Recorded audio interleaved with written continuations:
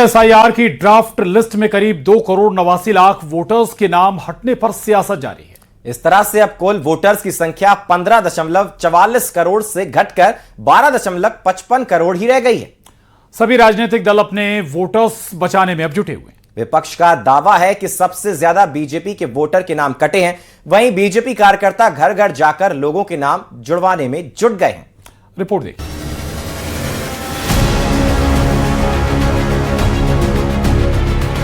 UP में SIR प्रक्रिया के दौरान ड्राफ्ट लिस्ट के बाद सियासत चरम पर है।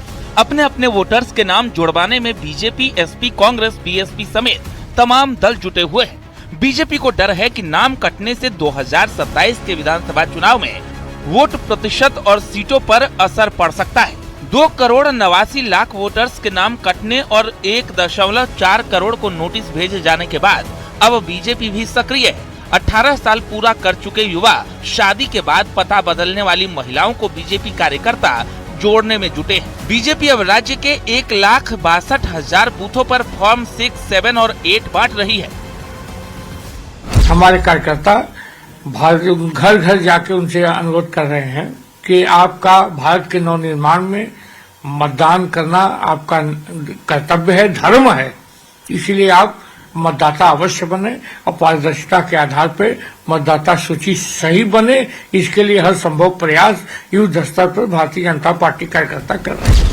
समाजवादी पार्टी एक बार फिर अभियान चलाकर अपने वोटर्स के नाम जुड़वाने में जुटी है। सपा प्रवक्ता का कहना है कि पीडीए प्रहरी पूरी मुस्तैदी के साथ एसआईआर अभियान में जुटे। समाजवादी पार्टी हमारा बीएलओ के माध्यम से मिलकर एक वोट बनाने का काम कर रहे हैं। समाजवादी पार्टी अपना वोट तो बनाएगी, निश्चित तौर पे बनाएगी, लेकिन जो ये बड़े पैमाने पे जो शिफ्टिंग वोट की बात कही जा रही है और 80 लाख लगभग 2 करोड़ वोट का जिसका कोई भी हाल खबर लेने वाला नहीं है, ये चुनाव आयोग को बताना पड़ेगा कि इस 2 करोड़ वोट से किस राजनीतिक दल को सबसे ज्यादा लाभ हुआ है। एसआईआर प्रक्रिया की निगरानी के लिए कांग्रेस भी अपने कार्यकर्ताओं के जरिए पूरे प्रदेश में जमीन स्तर पर काम का दावा कर रही है। कांग्रेस का कहना है कि उनके कार्यकर्ता लोगों का पूरा सहयोग कर रहे हैं।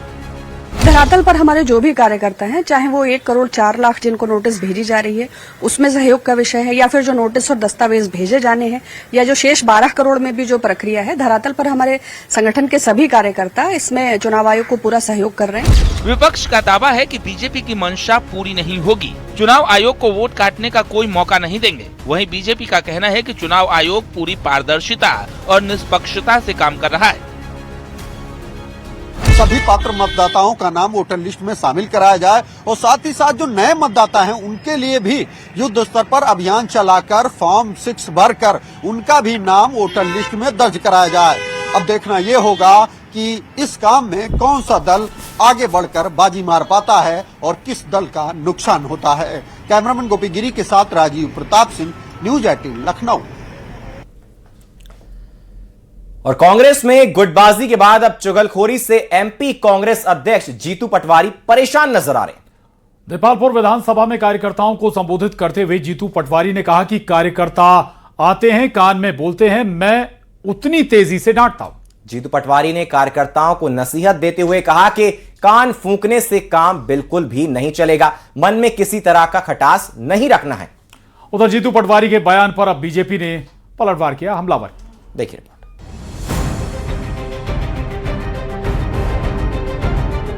मध्य प्रदेश कांग्रेस में एक बार फिर से गुटबाजी की सुगबुगाहट देखने को मिल रही है।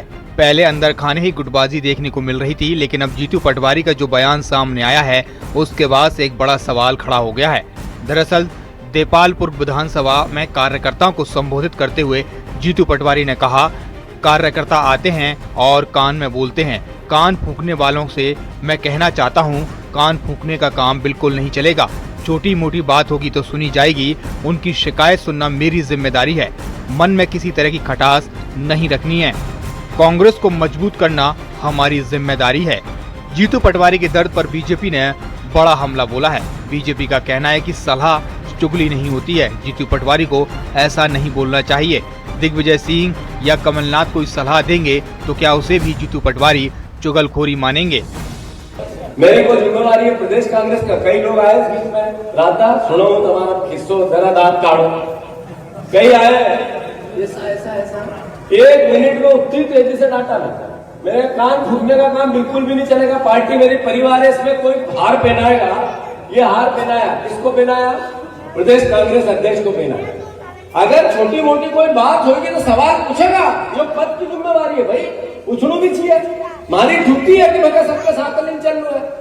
तो जो कान फूकने वाले जितने भी लोग हैं, मैं हाथ जोड़ के निवेदन करना चाहता हूं, मेरी रिश्तेदारी, मेरा परिवार, मेरी कांग्रेस पार्टी में बढ़ोतरी होगी, उसके लिए मेरे को कितना भी अपमान सहना पड़े, कितना भी सम्मान मिले, उससे बड़ा कुछ नहीं है मेरे लिए। ये सबको आपको ध्यान रखना है। बड़ा नेता किसी सभा में अगर उनको कान में कोई बात कह रहा है तो मैं नहीं समझता जीतू पटवारी जी को इस तरह के शब्द बोलना चाहिए। अगर उनको कोई कमलनाथ जी सलाह देंगे, कोई दिग्विजय सिंह जी सलाह देंगे, या कोई राहुल भैया सलाह देंगे, या अरुण यादव जी सलाह देंगे, और कौन नेता उनमें बड़ा, या अब मुकेश नायक जी तो शायद सलाह देना बंद कर दिया उनने, या जो भी सलाह देंगे, अगर वो उनकी सलाह को चुगलखोरी माने और दिल्ली उनको सलाह दे रही है तो वो काय में गिनी जाएगी। ये कोई पहली बार नहीं है जब कांग्रेस में गुटबाजी देखने को मिल रही हो। भारतीय जनता पार्टी हमें नहीं सिखाएगी क्या चुगली होती है और क्या सलाह होती है। अगर सलाह पे काम करते तो आज इंदौर में इस तरीके से दूषित पानी से इतने लोग नहीं मरते। वहां पे तो लोगों ने सलाह दी थी ना, फिर क्या हुआ? उस पर तो आप एक्शन लेंगे नहीं। पहले भी कई बार ऐसी शिकायतें कांग्रेस दफ्तर तक पहुंची हैं। ऐसे में संगठन को मजबूत करने की दिशा में कांग्रेस को बड़े स्तर पर काम करने की जरूरत है। Bureau report, news 18। और सड़क दुर्घटनाओं में होने वाली मौतों को कम करने की दिशा में केंद्र सरकार बड़ा कदम उठाने जा रही है। सरकार सड़क हादसे में घायल शख्स का 7 दिनों तक फ्री इलाज कराएगी।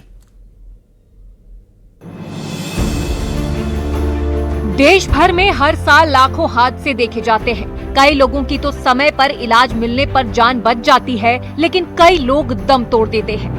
सड़क दुर्घटनाओं में होने वाली मौतों को कम करने की दिशा में केंद्र सरकार एक बड़ा और अहम कदम उठाने जा रही है।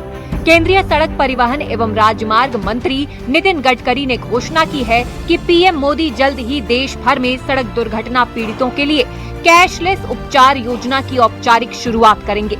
ये योजना मोटर वाहन के उपयोग से होने वाली हर तरह की सड़क दुर्घटनाओं पर लागू होगी, चाहे सड़क राष्ट्रीय राजमार्ग हो या ग्रामीण मार्ग की। सरकार के सामने सबसे बड़ी चुनौती गंभीर हालत में घायल लोगों को बचाने की है और उन्हें अस्पताल तक ले जाने की है। यही वजह है कि केंद्र सरकार ने कई बड़े फैसले लिए हैं। एम्स जो है, उन्होंने एक रिपोर्ट दिया है कि देश में जो 5 लाख एक्सीडेंट होते हैं और करीब 1,80,000 मौतें होती है, उसमें अगर हमने मेडिकल ट्रीटमेंट अगर तुरंत दी तो हम 50 से 60,000 लोगों की हम जान बचा सकते हैं, 30% लोगों की। तो ये रिपोर्ट को ध्यान में लेते हुए स्कीम आई है और इसमें अभी पहली बात जो इसको एक्सीडेंट होने के बाद हॉस्पिटल तक पहुंचाएगा तो उसको हमने राहवीर बोला है और उसको हम 25,000